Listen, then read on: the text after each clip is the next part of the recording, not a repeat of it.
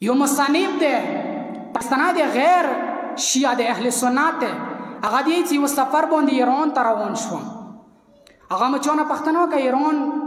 قوم مزاج حواله سره چې ایرانی خلک څنګه دي از هغه ماته دی چې ایرانی ډیر ښه خلک دي خو یوه خوبیو کې ډیره ښه دی او کې ډیره باده دی ورته ومې ښه خوبي کومه دی ای څه ښه خوبي دا دی که هغه کینیا حسین نما حلی جوړي پڅیګ یا حسین نما حلی جوړي او بچک یا حسین نما حلی جوړي مړې خوریا حسین نما حلی جوړي او تی د بعد خوبی کومه ده او تی د بعد خوبی انداده څه حسین نما هر ټیم نه حلی هر ټیم نه جوړي اما اوس پوری د یزید حکومت کی زندگی تی رہی هغه مصنف دی چې مولا کی دا شي دغه ریټایر فوجي درویغه لوړم ایران ته انداز شو خو چې کله ایران واپس راغلم چاره ته ویلاله چې ایران قوم چې هغه کې دغه خوبي وه چې کینستیا حسین نما به هستله که پڅېدیا حسین نما به هستله اما حسین نما و جلسونه ازدری به یزید نظام کې کوله یې چې مو ته چا دغه خبر وکړلو چې هغه قوم ته پروردګار عالم یو داسې رهبر نصیب وګرځولو چې هغه خپل فلسفه کربلا نه ځان خبر کړلو و خپل قوم ته وښیله خپل قوم ته دو ټوکل پاس کې دسی ویلا چې او ایرانی قومه دوه خبرو کې وا خبره ومنو وا پرېږده وي یا وي حسین نما پرېږده وي یزید حکومت کې زندگی تیرا وي یا که حسین نما نشو پیرلای بیا یزید حکومت په خلاف قیام وکوي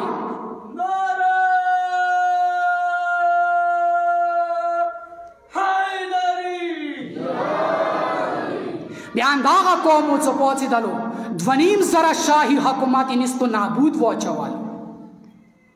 د کربلا نه حاصل کو دیوا جنا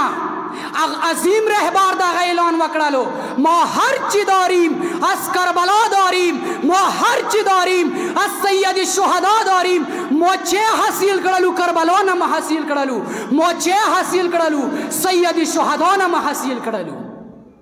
څه اعلان دکای یعنی ټول دنیا کې شیعو ته د پیغام ورکوي چې او عزادارو او حسین منونکو او حسین عزادارو وقت وي که ما انقلاب را وستویا حسین نه مزدا کړلو که امت ته ما ازادي ورکا ایران قوم ته ما ازادي ورکا دا میا کربلا نه زده کړله کربلا ازادي درس دی دا ما ورته کوای شو مشکل نه دی خو که ما ته حقیقت کې کربلا نه ځان خبر کو اوسه پوری نه یو خبر صرف ژړا فریاد بس هسې نه وي ایمو ته حشر مغاسې شي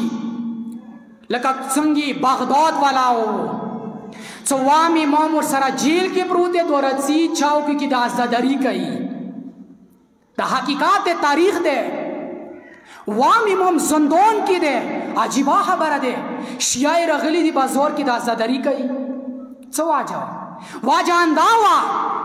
څه اندای ورته ویلي چې حسین ته صرف ژړا لګېږي حسین ته قیام نه لګېږي که چیرې دوی فلسفه کربلا نه خبر وی بیا بیا وام امام آزاد کړی و دغه فاسق و فاجر حکومت بیا نیست و نابود کړی و